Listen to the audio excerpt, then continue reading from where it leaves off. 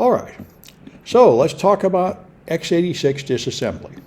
So the basic techniques you use, we talked about this. Static analysis looks at malware without running it, without looking at the code, things like the strings and the imports. Basic dynamic analysis just runs it, and you see what it does under one condition, but you don't know what it might do under other conditions. Disassembly is where you actually view the code and figure out what it really does. It's therefore very powerful, but fairly burdensome. So you need to know how to read assembly code.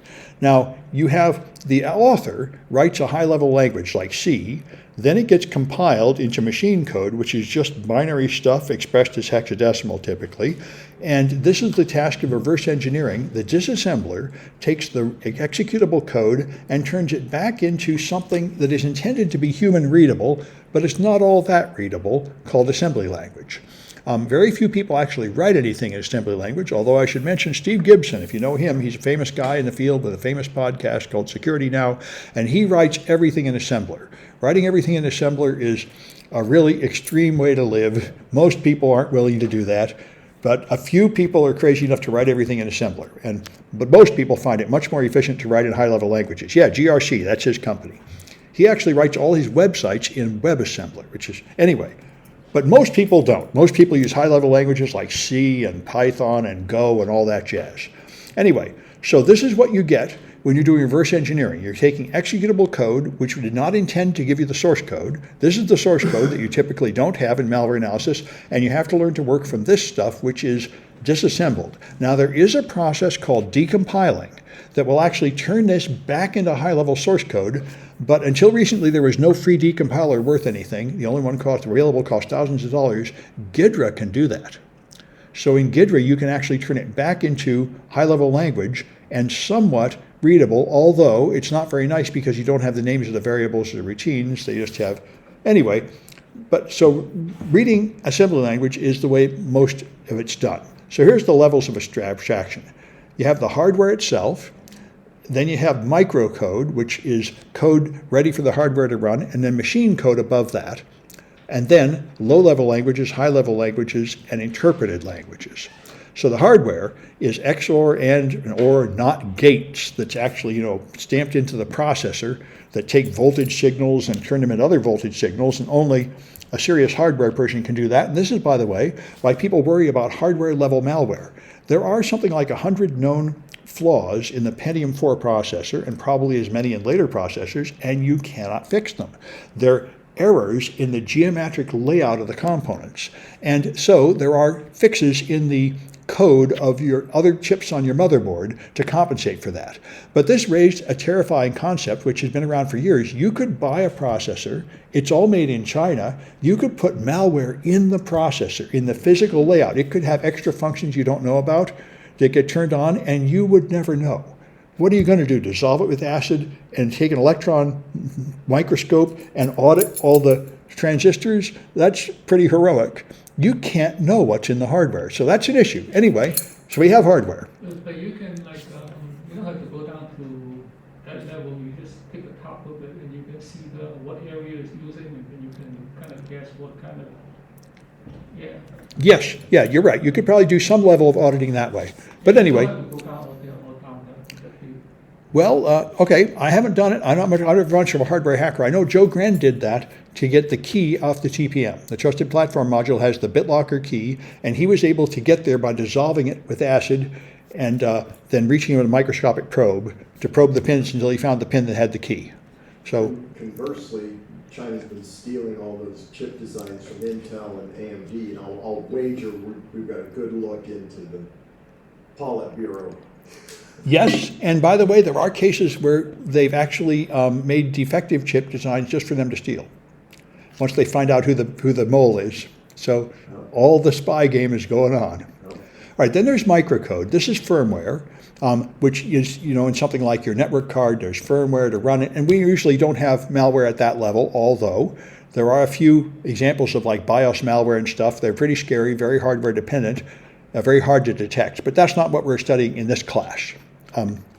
Machine code is the opcodes. This is the binary machine language that runs things. So it does things like add two numbers, copy something to memory, things like that. And all your programs are just executing these machine code instructions. Now, assembly language takes the binary machine language and turns it into human readable stuff like push and pop, no operation, move, jump, and so on. So you get code that's a little easier to read. That's what disassemblers create. And this is the highest level language that you can get from malware when no source code is available, unless you have a decompiler, which is kind of guessing, which not covered in this lecture directly. And then high-level languages is what a normal programmer would use, like C, C++, Java, Python, all those things. And then there's interpreted languages, which I say, the compiled languages are C and C++ in type. Interpreted languages, like Python is often used, is not ever compiled directly into machine code. It does just-in-time compiling line by line. Each line is interpreted one by one. It does not create an executable that runs separately. It's translated into bytecode, which is an intermediate language that looks like assembly code, but it is hardware independent. And then you run it in something like a Java virtual machine, which runs on your hardware. So the same bytecode will run on any hardware. It is, of course, therefore slower and buggier, but it gains hardware independence, which is quite valuable. So anyway, that's the game. All right. So, and we'll play with that when we get to .NET and such in this class. All right. So reverse engineering is the process of taking a running executable code when you do not have the source code and figuring out what it does. That's basically the whole malware analysis is essentially reverse engineering. And disassembly is one of the techniques. So you take your binary form at the machine code level, you disassemble it into assembly language. The MITA Pro is the king of this field. It's the standard of this, although Ghidra is now given it a run for its money. But MITA Pro was the standard for many years, and I think it's still considered the most full-featured product, quite expensive though. There is a free version though, which is what we're going to use. So your assembly language is different for each kind of processor. Most code is 32-bit Intel. Gradually, everybody's moving to 64-bit code, as almost everybody's hardware is 64-bit now. But Microsoft always maintains backward compatibility for one version of hardware. So if you have a 64-bit machine, it will run 32-bit code. Therefore, most malware is just written in 32-bit code because it'll run on both 32 and 64-bit machines. Now, there's a lot of other hardware out there like Spark and MIPS and ARM. ARM being the main one, like this Mac I'm using right now is ARM, which is why I can't run a virtual machine on it. Can't run a Windows virtual machine on ARM because there is no available ARM version of Windows unless you're in some insider development channel. So, but anyway, things are moving to ARM, but right now Windows is tied very much to Intel. That's why Microsoft is developing an ARM version of Windows, but it's not publicly available yet. So, x86 is all we're going to do in this class, the most common language used for malware. So your central processing unit is here. It has registers, which are little bits of memory on the processor chip, just to hold things temporarily. Then it has an arithmetic logic unit and a control unit and main memory. So the control unit will fetch an instruction from RAM and copy it in. Then the arithmetic logic unit will be used to do whatever it does, like XOR or move or something. And then it will often use registers to do that, and then the control unit will go, it's time to fetch the next thing from RAM, and usually all the results go either back in RAM or they go to I/O devices, like the screen and the mouse and keyboard. This is how it works. So the control unit, and I say fetches instructions from RAM, there's a special register named the instruction pointer, which keeps track of the address of the next instruction to execute. And then the registers just have temporary storage, and the ALU executes the instruction and puts the results somewhere. So your main memory is here. You've got regions of programs, regions of memory used by your program. Your program has a certain region. Why is everything moving towards ARM? Well, apparently ARM is just much faster and use a whole lot less power. I'm just amazed at my Mac M1. It is so much faster than my Intel Mac, and it produces so much less heat. Subjectively, it's about 10 times faster, and it needs no cooling. It's a RISC architecture, right? Yeah, it's a RISC architecture, and apparently it's just much more efficient. Yeah. It's fast, but it's not functional. I mean, What's it that? doesn't have that much function. Well, it has less instructions, and they do less, so technically, code has to do more instructions. But the end result... Intel chip is do a lot of functions, so that's why your Mac cannot do like some of the virtual stuff. Well, The Mac can run Intel hardware. It does it through a Zetastone. It does it through a translator, but you can't run virtual machines that way. But I mean, of course, every one of them can do anything. They're all NP complete. I mean, technically, every set of instructions can do the same as every other set of instructions, but the underlying assembly language is different. Anyway, so you got regions of memory. You got a region of memory reserved for your program, and it has these sections: the code and the text section, and stack and heap, and other data here. So there's a certain region of memory reserved for your program to use, and it's broke up into segments.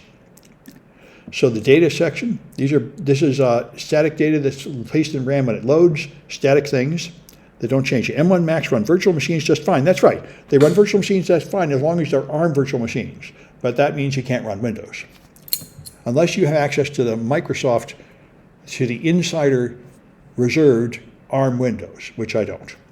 So these are static variables, and also called global variables. Then you got code. These are the instructions.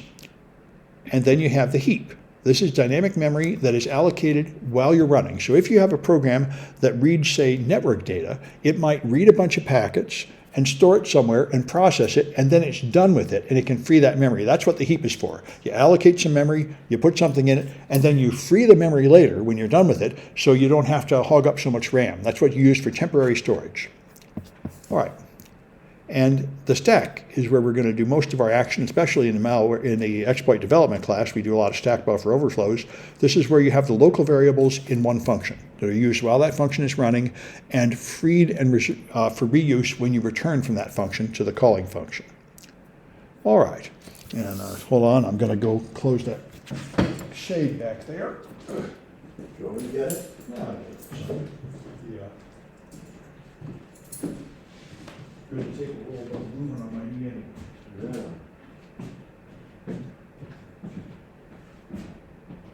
There we go. Maybe this one's broken. A bunch of them are broken, of course.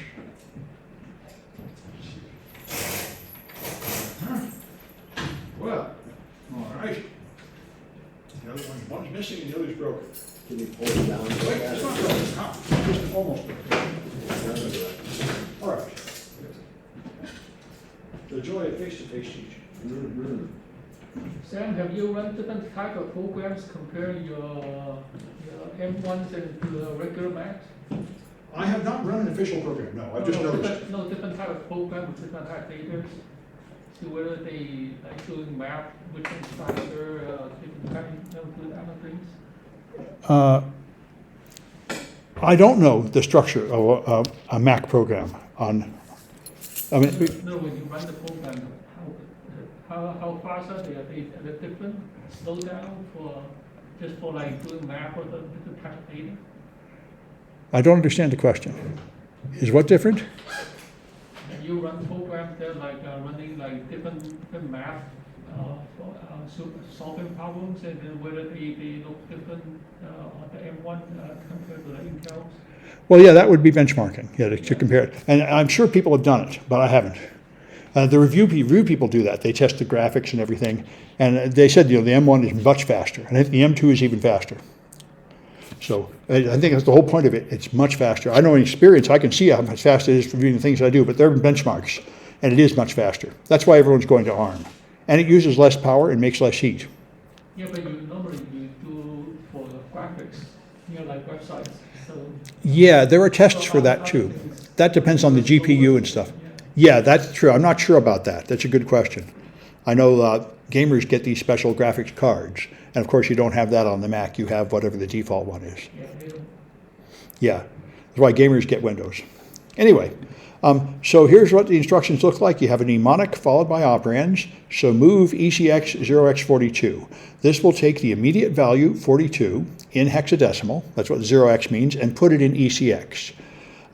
Notice that it is backwards. It's move this into that. That is the most common way. In fact, there are two different syntaxes in use just to keep you good and confused.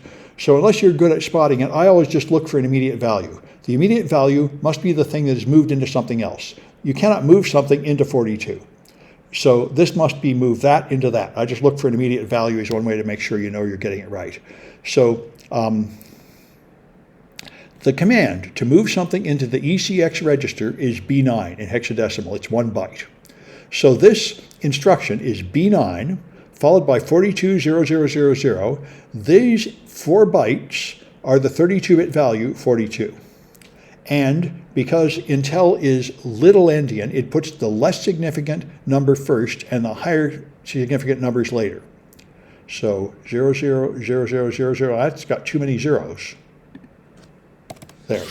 Well, One, shouldn't that be two. 240 then? It's Instead of 42? It's going, no, that's right. It's not completely backwards. It's enough to give you a headache. The lowest 8 bits are here with the most significant one on the left. Then the next 8 bits are here with the most significant. It's very, very messed up. A mathematician would get really sick. The bits are not in order. But anyway, this is what it is. You have 3 bytes of 0 and 1 byte of 42. That's what this number is. The immediate value, 42. So it takes 5 bytes to store that. 1 for the command and 1 for the immediate value you're using. That's what it looks like. All right, so here's what it looks like. You have a mnemonic, is the verb, you could also call it, then the destination operand and the source operand. Move the source into destination. This is called the Intel format. There's an AT&T format that reverses source and destination just to keep everybody confused. But most of the time you use Intel format for Windows code and AT&T for Linux code just to keep everyone baffled. But anyway, so this is big endian is the most significant byte first. Then this would actually make sense to a mathematician. This 42 would then be that. And now it would be the least significant bit on the right and every bit would be twice as big all the way to the left.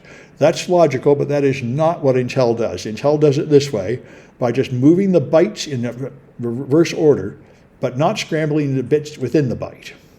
So you get this. Network data is, however, big endian. And so if you take the exploit development course, we spend a lot of time flipping everything around to be backwards to fit into this little endian structure. Anyway, so IP addresses, for example, 127.0.0.1, this is important for the 127 to be first. The whole point of IP addresses is, you may remember, you know, in your IP address, there's class A, which is the first half of it, and class B is half of what's left, and class C is half of what's left. That was intentional, so when you send it, the first bit of the address tells it what class you're in. And the next bit tells it, the next bit tells it, so you can decide your routing decision before you even get all the address. It's important that it goes in that order, not backwards. So it does go in that order. So 127.0.0.1 is sent this way, 7F001. It's not reversed the way numbers are. All right, so immediate operands are things like 42, just an immediate number. Registers are these things. Originally, there was only one register called A. When I got started with the 6502 8-bit processor, just one thing called the accumulator, which came from mechanical adding machines like cash registers. You ring up a purchase and hit the big button, add it to the total. Ring up a number, add it to the total. That one accumulator would just have the total of all the purchases. So early processors just had A, the accumulator. Then they went to 16-bit processors and 32, and so they added more. So there was this is A extended, and this is extended again, because it was extended to make it 16 bits, and then extended again to make it 32 bits. So you have this ridiculous EAX and EBX and ECX. Now there's various registers named A, B, and C, and they're all 32 bits. If you have a memory address like this means I'm not referring to the actual EAX itself. I want you to read the EAX, interpret that as an address, and go to the RAM location at that address. That's what square brackets mean. That's called indirect addressing. is the assembly course taught here, 86 assembly? No, they teach MIPS, I think. But MIPS is still in use by some hardware. It's not complete. And people tell me that course is pretty good. Not a bad course to take over in CS. That's what I've heard. So you got general registers, A, B, C, and D. Then you've got the base pointer and the stack pointer, which indicate the current stack frame. Yeah, I'm not sure which course it is, but there is an assembly language course over in CS. Some other students may know. And then you've got the instruction pointer over here, which is, of course, now the extended instruction pointer because it's 32 bits big.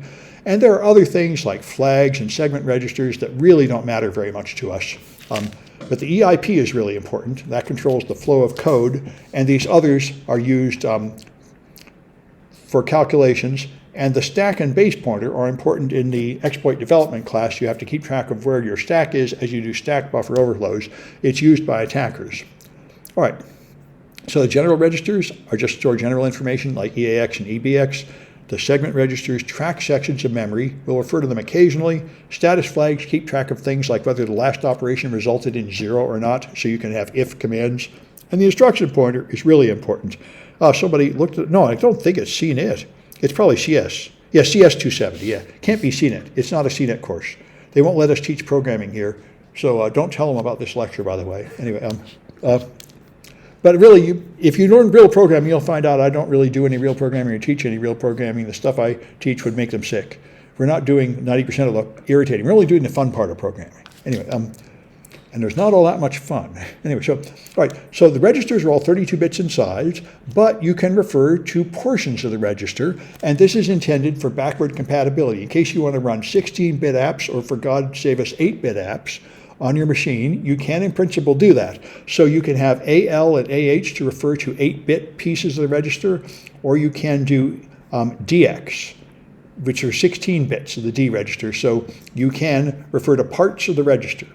So here's the whole 32-bit EAX, here's 16-bit AX, and here's the 2 low and high bytes in the AX. So you can have 8-bit, and this turns out to be really important for developing attacks, because you want to avoid null bytes. So when you want to refer to an immediate value like 42, you don't want those 3 bytes of 0 coming after it, so you use like 8-bit commands to do that. And the 86 architecture does not extend to 64. Right.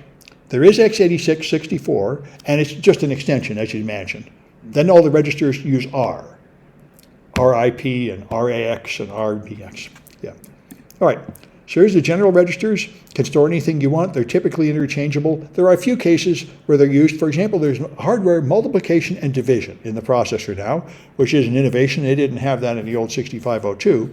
And so then they need more than 32 bits, because if you multiply numbers, it might be bigger. And if you divide, there's going to be a decimal point and a bunch of stuff. So they use EAX and EDX together to represent the output of multiplication and division commands and so on. Also, there's a convention which is used by Windows. All the Windows API calls obey this. EAX contains the return value. Whenever you call a function, it returns a value, and the value is typically 0 if it succeeded and a number if it didn't succeed. All right. So, So E-flags has things like set or cleared, and these are whether the last operation ended up in 0 and many other binary decisions like that. You don't normally refer to it directly. So there's a 0 flag, the carry flag, the sign flag, the trap flag, used to stop programs after each instruction so you can examine it. We don't normally refer to these directly in the E-flags register. You use things like branch not equal and branch equal, which refers to it indirectly. And then you got the instruction pointer. This is the pointer to the address of the next command to execute in RAM, and this is really important for attackers. Attackers want to gain control of the EIP. Then they can redirect execution to go somewhere other than where the developer wanted it to go, and that's how they take over a machine typically, is by gaining control of the EIP, and then pointing to different instructions than what the developer wanted you to do. And the classic buffer overflow, the famous Aleph null type buffer overflow, is responsible for most of the malware up through Windows XP. You would actually inject code into something like a string variable, like a username or a password, and you'd inject code instead of readable text there, and then you would jump to it and execute that code. So you'd be able to feed in your own instructions and then run it. That is much more difficult now. There's a bunch of defenses that prevent it.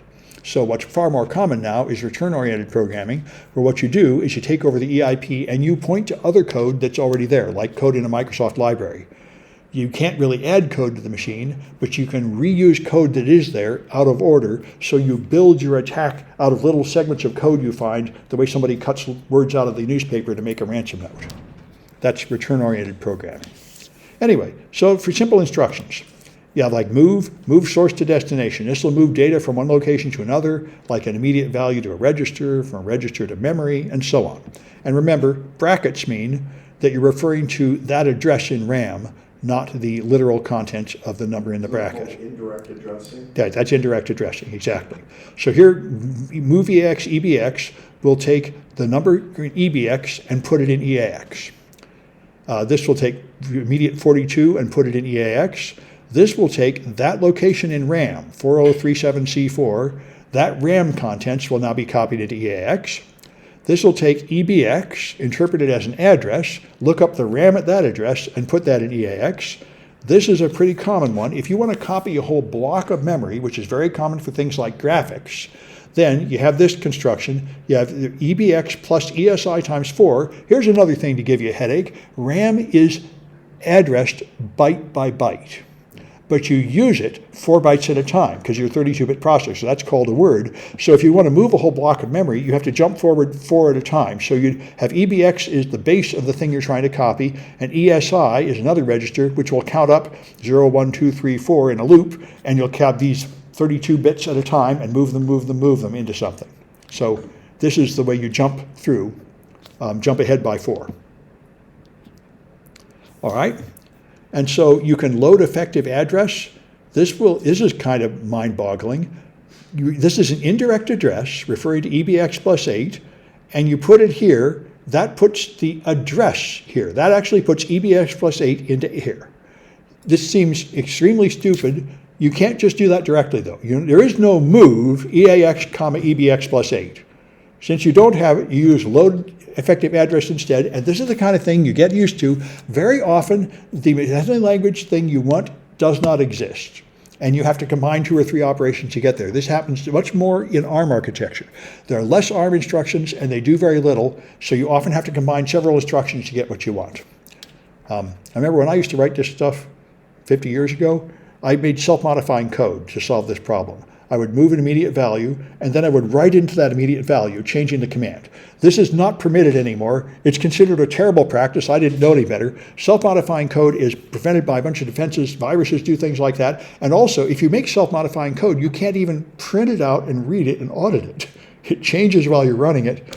But I did it all the time because it was the easy way to get the commands that weren't available in the 8-bit processor. Anyway, all right. So that's a screwy one. So here you go. If the register EAX has got 0 and EBX has this number, then at this address, 340, I got 0.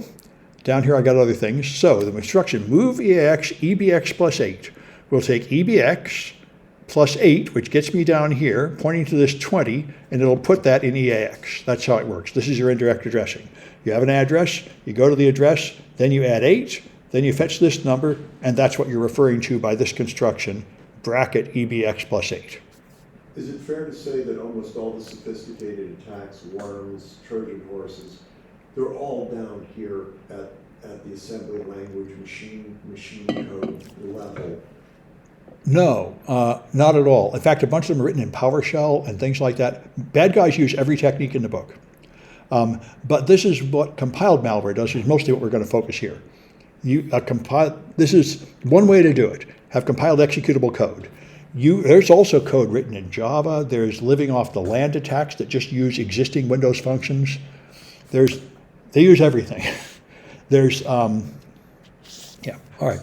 Anyway, so you got all the math. You got subtraction, add, increment, decrement, multiply, and divide. Of course, all these are available. You got NOP. This is a strange instruction. You might think it isn't important. It's like the 0 in numbers. It's the instruction that does nothing. Now, the point of this is some of these other commands must start on like a 4-byte boundary. You can't just put them anywhere in RAM. So you might have a command like that one we did before, a move that was taking 5 bytes. And then the next one might need to start on a 4-byte boundary. So you need to fill 3 bytes with nothing. So that's what NOP is for. You have to fill in the gap between 2 instructions that don't fit adjacent. There's an apocryphal story about no-ops in the legal world. Yeah. And that people would embed no-ops with hidden messages, hexadecimal. And when the infringer, the copyright infringer, is on the stand, the prosecuting attorney would say, "Can you read these no-op and translate it hexadecimal?" And they get the person on the witness stand to read, "I am an infringer." Oh, that's good. There's a lot of digital watermarks like this. There's a whole language of it. Yeah, and you can do it with spaces and tabs and documents. Yeah, good. It's an example of steganography, actually. You can hide messages covertly in a file. Anyway, bad guys use NOP as a NOP sled. When you make an attack, you inject code somewhere. Why is EBX, let's say, not EBX plus 4? Well, let me go back. Someone had a question about this one back here. Let's answer this. All right, here they have EBX plus 8. Oh, you could do EBX plus 4. I mean, but this means 8 bytes beyond the location of EBX. So it's 40, you go down to 48. That's all. So I'm not sure if I understand your question, or if you're saying, why is it not EBX plus 4? It doesn't really matter how many bits it is. This counts by bytes. So it would be the same for 8-bit, 6-bit, or 32-bit instruction. The only way you can tell, the only thing that is affected by the size of the word is when you execute the instruction, how many bits you copy. Because it's a 32-bit machine, it will go to this address and then copy 32 bits over to here. If you were doing it in a 16-bit machine, it would go to the same address and copy only 16 bits. I hope that helps. Let me know if it didn't. All right. So if you make an attack, typically the old buffer overflow, you would have some ability to input data to a program like a username. You'd put in like a username 1,000 characters long containing strange unprintable characters which are compiled assembly language instructions. And then it would be loaded into MAM in the stack. You would gain control of the instruction pointer, and you change the instruction pointer to point to the code you injected. The problem is you don't know where it is. Now, you build a machine like the server with the same software on it, and you could get close, but you're often not able to exactly reproduce the target machine. So what you do is, instead of jumping to the start of your attack code called the egg, you put a NOP sled in front of it, like 1,000 NOPs and then the egg. And now you can jump anywhere in those 1,000 NOPs, and it'll hit NOP, NOP, NOP, NOP, NOP, do nothing and run the egg. So that's what a NOP sled is, and you can look for these in attacks, and if it's a simple buffer overflow attack, you'll find a big NOP sled. It's one way to detect malicious code. There is no reason for legitimate code to have more than like 3 NOPs in a row. But NOP sleds are commonly used, and it's 0x90. By the way, there's a lot of other things you could use instead of NOP that wouldn't really matter. Like you could copy a number somewhere and then copy it back and do that over and over. You could do other things that don't accomplish anything, but typically people just use NOP. Anyway, the stack is where you have memory for local variables that are used only while a machine is running and are freed when it's no longer there, no longer running. It's last in, first out. It's intended to handle, there's a flow. You have a main program, then the program calls a subroutine, then the subroutine calls another subroutine. So you're doing main, you're also doing this, you're also doing that. That's what the stack is for. It's designed, so you put in a stack of data, then you put another one on top, another one on top, and they pile up stack after stack. So you can, like a dream within a dream. That's why the stack has this feature of being last in, first out. Because the last thing you called goes in, and when you return from that, you free that bit, and all the rest is still there. So it's controlled by the ESP and EBP. This is the top of the current stack frame, and this is the bottom of the current stack frame. Push puts data on the stack, making the stack frame bigger. Pop takes data off the stack, making the stack frame smaller. So you can call or enter to enter a function, and that will create a new stack frame on top of the existing one, having you now moved one layer deep, dream within a dream in your program. And when you're done, you can leave a return. This will return to the calling function and release stack memory for reuse. By the way, it is not erased. This is a data remnants problem. It would be a waste of time to erase memory. So the left old data is left in there, and you can often find interesting stuff in the old data. And this is why the same thing's true of hard drives. Now, when you turn the power off, all the RAM forgets.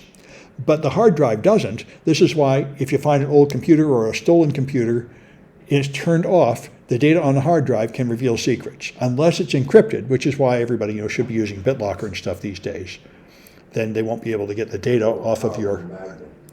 Well, yeah, you could try powerful magnet. What most companies do is they physically destroy the hardware. This is the only way to really be sure that nobody's going to get that stuff.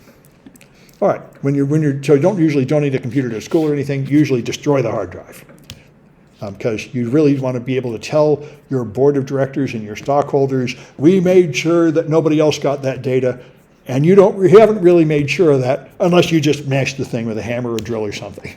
Yeah, my dad works in the computer security, and when I was a kid, when he was getting rid of laptops, he would just have me go at him with a drill.